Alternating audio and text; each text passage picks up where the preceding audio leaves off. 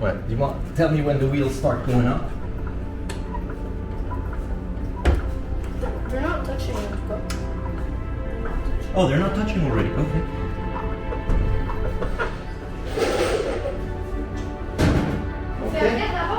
Ok. Bah oui, on peut l'arrière, évidemment.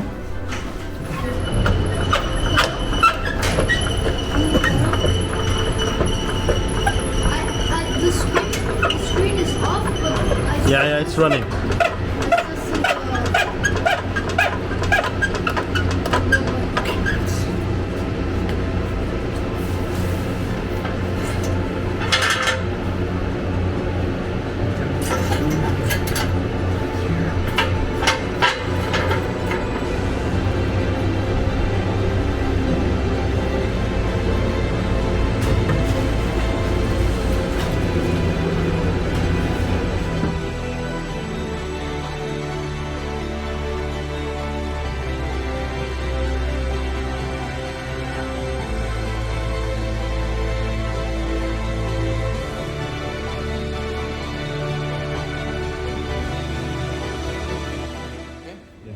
All right, so we're going to replace the springs with those which are will provide a 2 inches lift.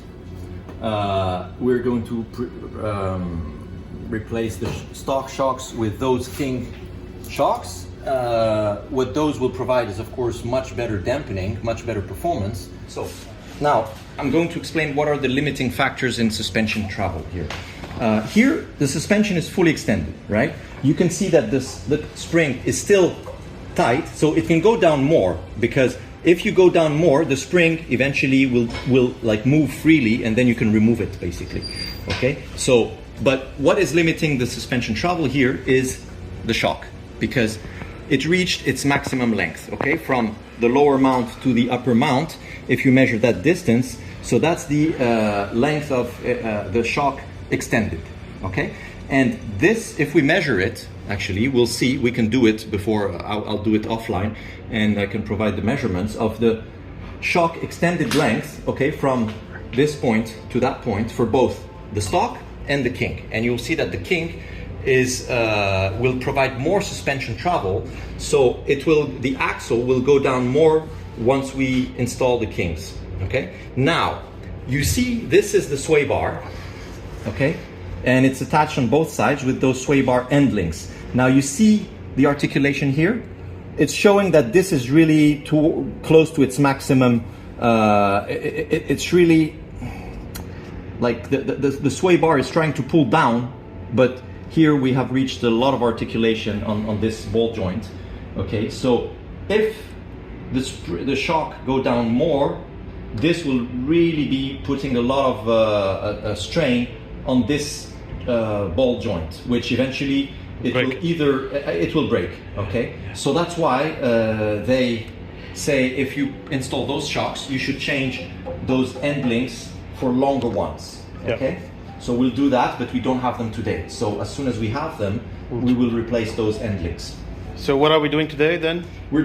Today we're replacing the springs and the shocks. Okay, but we're not doing this because we don't have the part yet. So we will not go off-road and put a lot of how can I say, a strain by big articulation of the suspension, because we risk damaging those end links, and we don't want to do that. So we will wait for like heavy-duty off-road until we change those end links. Can you tell us about what kind of spring and shocks did you get?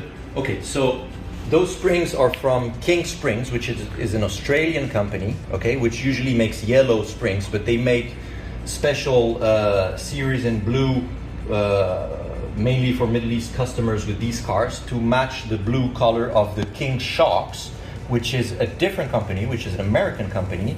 They also do springs, but they don't have a lot of choices, whereas this company that provides the springs is specialized, does only springs. Okay, so the King Shocks is one of the top brands, along with Fox, with Icons, Sway Away, Radflow, all those companies that make shocks for like rally type of cross-country rally or trophy trucks, Baja trucks, all these kind of dune buggies even. So they are the top companies for shocks, and this is for an OEM car. This is the top of the range, the best kind of shocks you can get for this car, which is a Toyota Land Cruiser 300 series. So you can see that those shocks, they're 2.5 inch diameter tube with a remote reservoir of the same diameter. There's those fins that provide cooling for the remote reservoir, and the point of having a remote reservoir is you have a bigger volume of oil. So the more oil you have, whether by having a bigger diameter or having a remote reservoir, or both at the same time, because you can also find 3-inch diameter remote reservoir shocks for the same car. So yeah, actually, let me take back when I said this, these are the top shocks for this car. Actually, the top ones are 3-inch diameter, made by the same company. But they're way more expensive than those. Okay, so those also provide compression adjustment. Okay, just one adjustment. With this knob, you can adjust the compression, which is now set to probably the loosest setting, and you can tighten it. I don't know how many clicks I should count, but there's probably about, wow, more than 20 clicks. I'm not going to count, it's too many, honestly. So this can be adjusted here. Okay, so this is the compression adjustment for both. So there's no rebound adjustment. Some shocks have low speed rebound, high speed rebound, and compression adjustments. But those are more like for dune buggies or really racing type of shocks. This is still for an OEM Perfect. kind of setting. Perfect. Okay. So we'll start with what first? We're gonna open up the shocks. We need to remove the shock. Okay. Because otherwise we can't remove the springs. Okay. Remove the By shock. disconnecting the shock, the axle can go down more, and then we'll probably have to disconnect the sway bar. Yeah. Okay. To take it even down further until we can remove the springs. And then install put the springs, the new springs, then raise it a little bit until we can attach the shocks, and then attach the sway bar. Yalla, let's Okay. do it.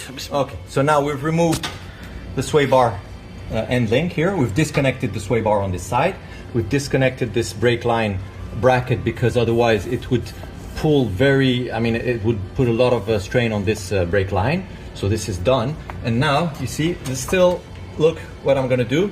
There's nothing holding the axle anymore, so I can press basically and just Take it out. Oh, the spring. And now perfect. remove this thing.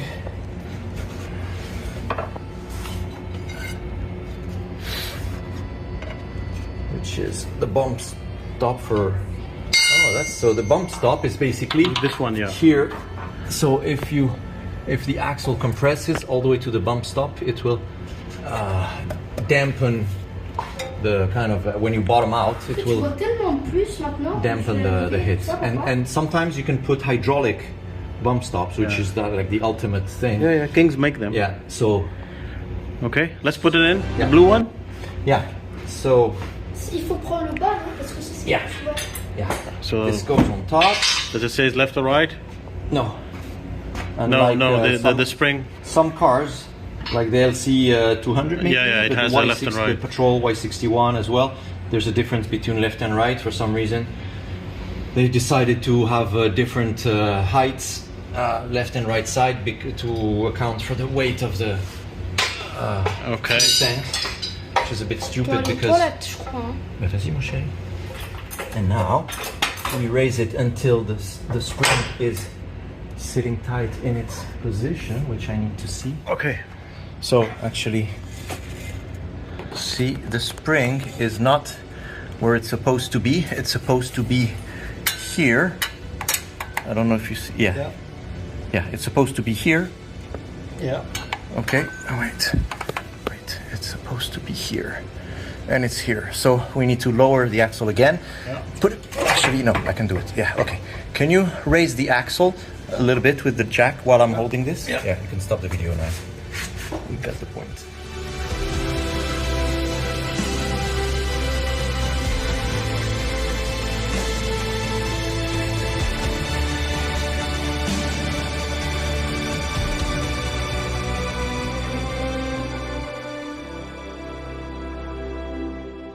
Okay, so now we've installed the spring while paying attention to where it's seating it in the right place while raising the axle up. Then we attached the shock and we put this bracket, attached the remote reservoir, tightened everything. So this goes on the front side, the hose goes on the way to all the way to the back, and this is now adjusted all the way to the left.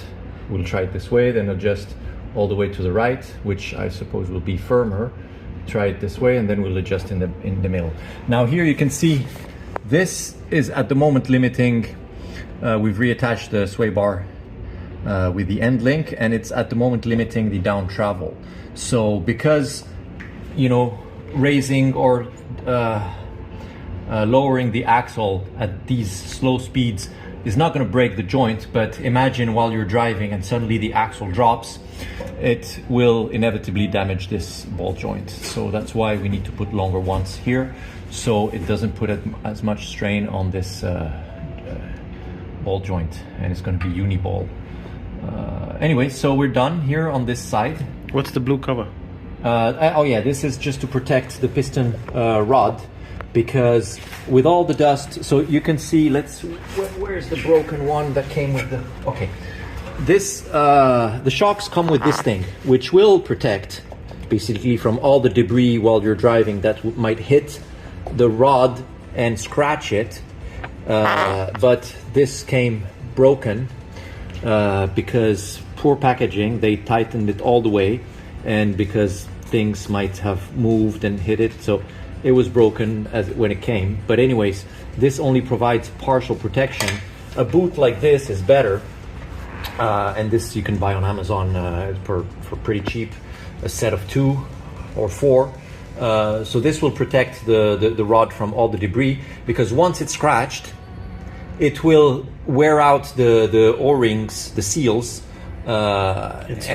inside, and those seals, once they're damaged, oil will leak from the shock, and you don't want that to happen, because then you will have to service it much earlier and put new seals, but the rod will still be scratched. And if you want the rod to be basically smoothened out, this is not something I can. This requires probably special tools, or so you don't want that to happen. Perfect. So yeah, done. Now we do the other one. Yeah.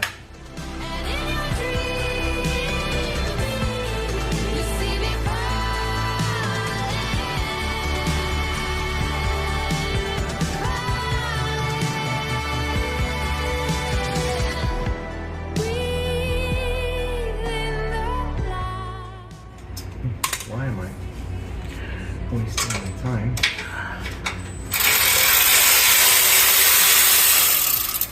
So what are you doing, Paul? So relocated this brake line bracket with a supplied extension, which is going to go. Which is going to go here. Yeah. And we're going to lower the bracket. Yeah. And why we want to lower it? Because otherwise, because the axle, because of the extended travel, the axle is going to go down more. Yeah. So which will pull on those brake lines. Brake lines, yeah. So that's why they need to be relocated where there is some play.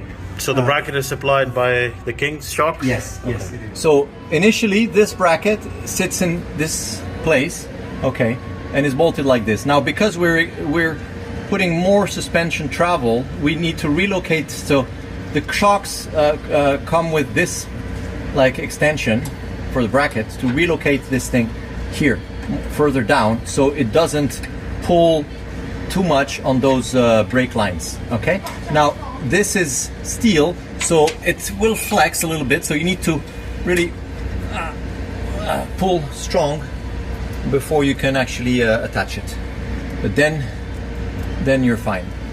Okay, that's it.